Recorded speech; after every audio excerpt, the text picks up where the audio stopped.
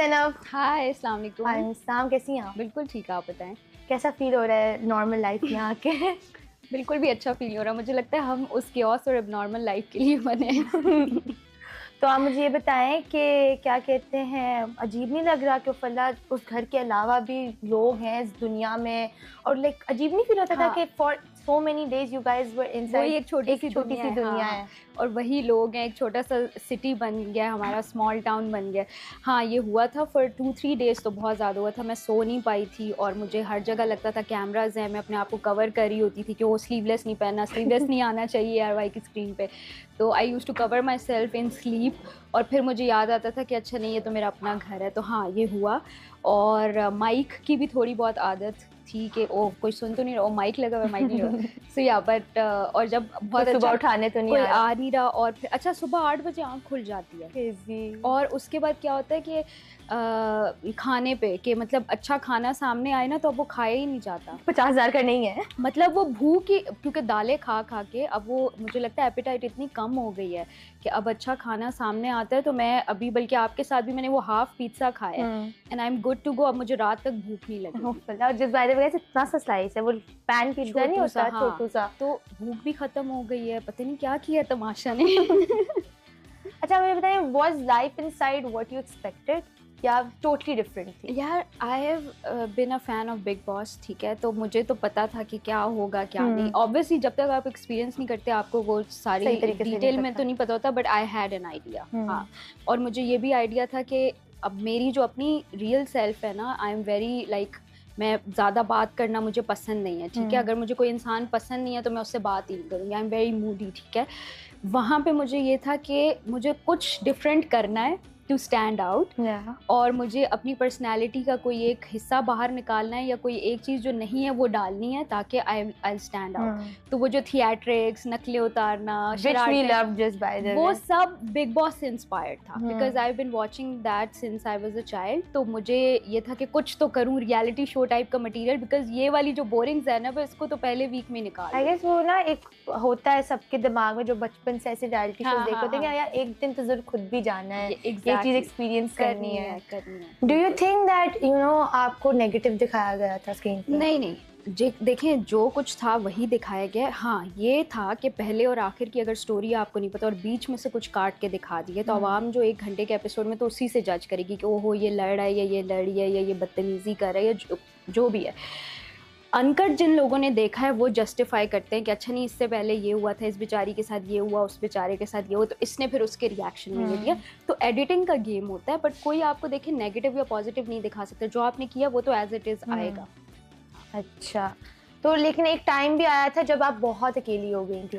एक पूरा घर आपके अगेंस्ट था शुरू में, और आप थी कि लाइक सब करते हैं कि नहीं यार ज़ैनब से बात नहीं करनी, वो तो बदतमीजी से बात करेगी, एवरीथिंग करेगी। तो मेंटली आपने कैसे डील किया? यार, मुझे वो मेरा बेस्ट टाइम था, क्योंकि ना मुझे चाहिए था कि मैं अकेली हूँ और मैं स्टैंड आउट करूँ। अच्छा, मेरे लिए सारा मेर उस टाइम मेरी दोस्त थी, यासीन मेरा दोस्त था, ठीक है, गानिया मेरी दोस्त थी, अमर भाई, मैडी, मैंने सबको मना किया था कि कोई मेरे फड्डे में नहीं बोलेगा। मुझे वो सिंपैथी और वो नहीं चाहिए था कि मेरे लिए मेरे फ्रेंड्स लड़े। मुझे था मेरी गेम है, मुझे अपनी स्क्रीन चाहिए। और उस टाइम ये कमल ने भी बोला कि ज़ैनब अकेली थी, मैंने उसको टाइम दिया दोस्ती की। ऐसा कुछ नहीं था, मेरे पास सारा उमर भी थी, यासीन भी था, ये सब मेरे दोस्त थे, मुस्लिम मेरा दोस्त था।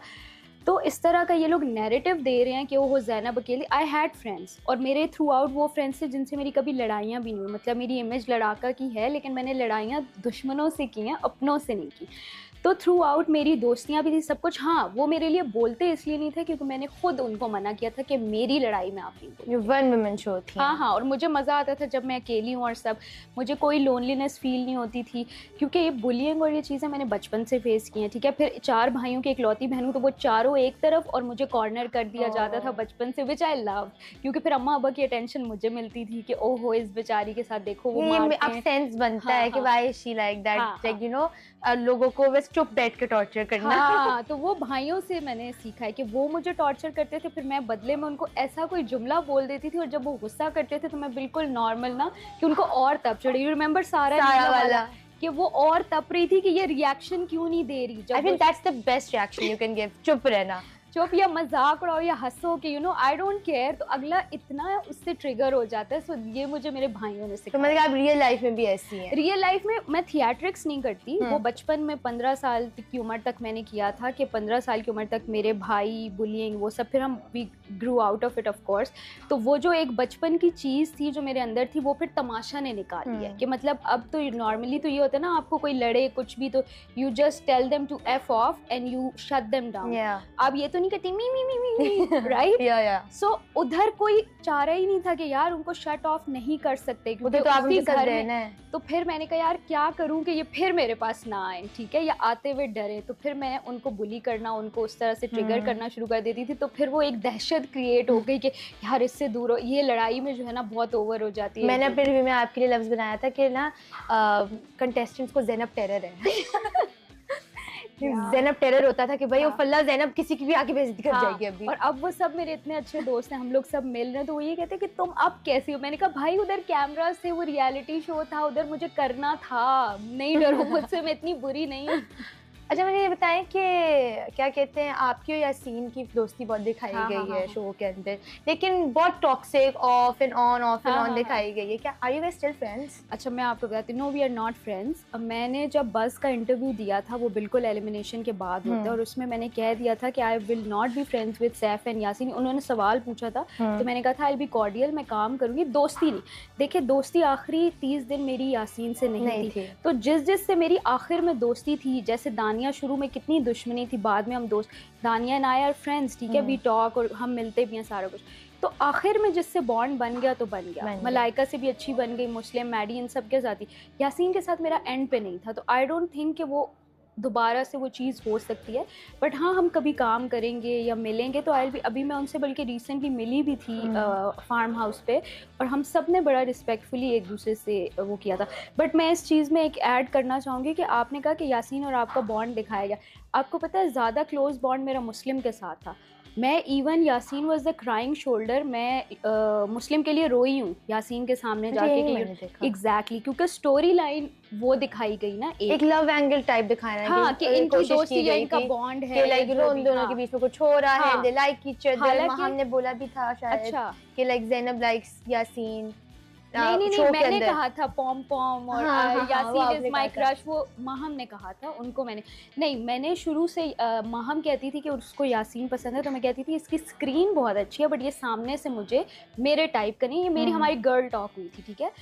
मैं ये नहीं कह रही Yasin is very good looking and all, अब उसके फैंस मेरे पीछे पड़ जाए, मैं ये, लेकिन आपकी एक टाइप होती है। तो मैंने कहा था कि, तो शी सेड कि नहीं I find him cute and all. तो ये कॉन्वर्सेशन हुई थी जो लड़ाई में मैंने फिर बताई थी।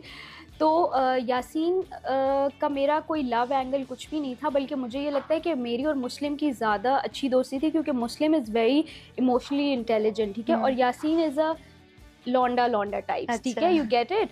तो मैं मुस्लिम के साथ जब लड़ाई हुई थी तो आई वाज वेरी डाउन। मतलब वो एक दिन था पूरे घर का जिसमें मैंने डांस नहीं किया था, यू रिमेंबर, मैं सामने सोफे पे बैठी थी। एक दिन था पूरे इतने दिन, क्योंकि मुस्लिम से उससे पहले मेरी लड़ाई हुई थी और सारा कुछ।